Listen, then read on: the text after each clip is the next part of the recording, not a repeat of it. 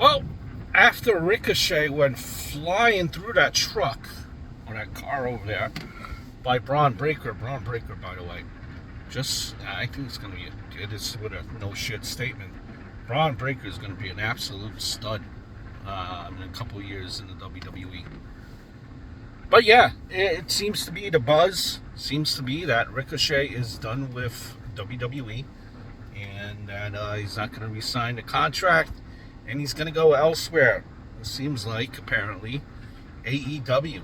And this was all kind of, you might say, the internet is saying that this was all kind of generated by a Will Ospreay tweet that says kind of that, next to Rey Mysterio, before going to the WWE,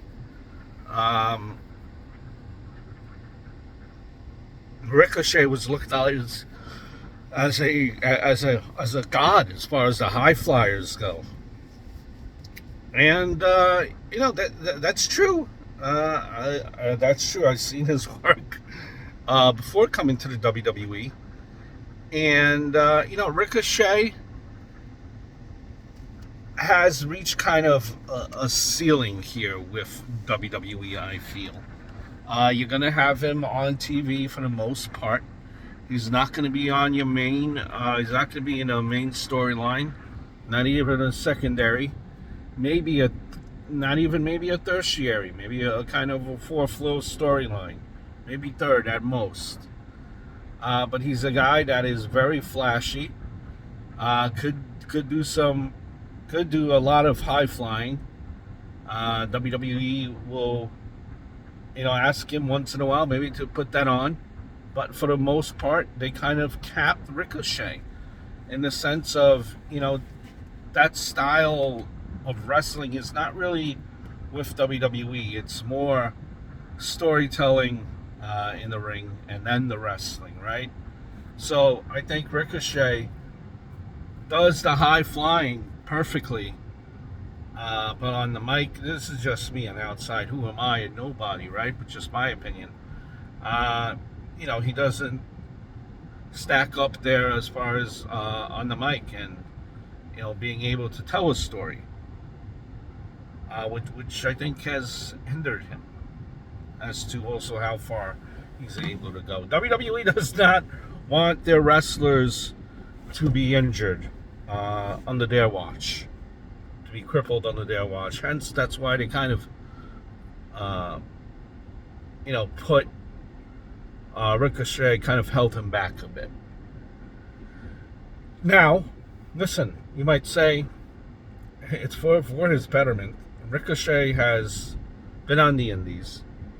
He's been on with the machine in WWE. He probably has a nice income.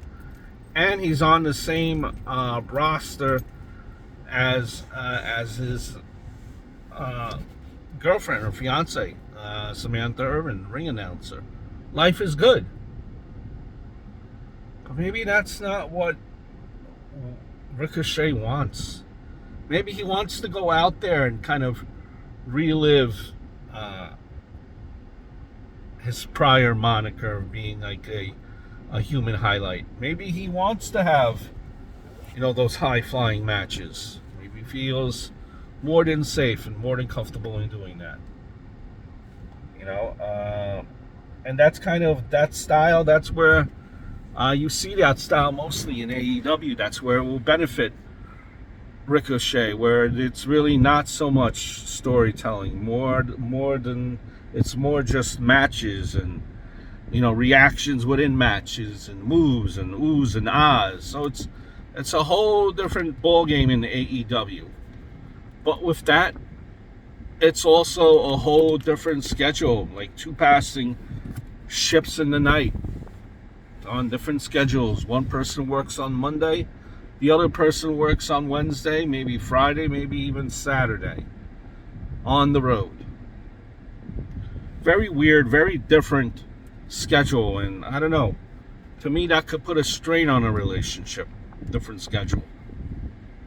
But that's just my opinion, and I'm not the one going through that.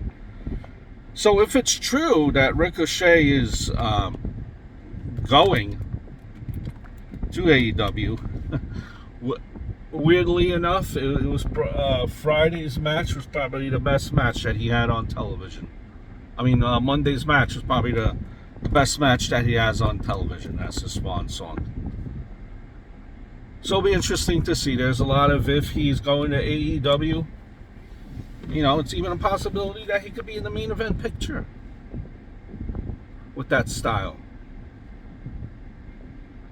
Maybe. But we know that a lot of wrestlers that have gone there have kind of been lost in the sauce.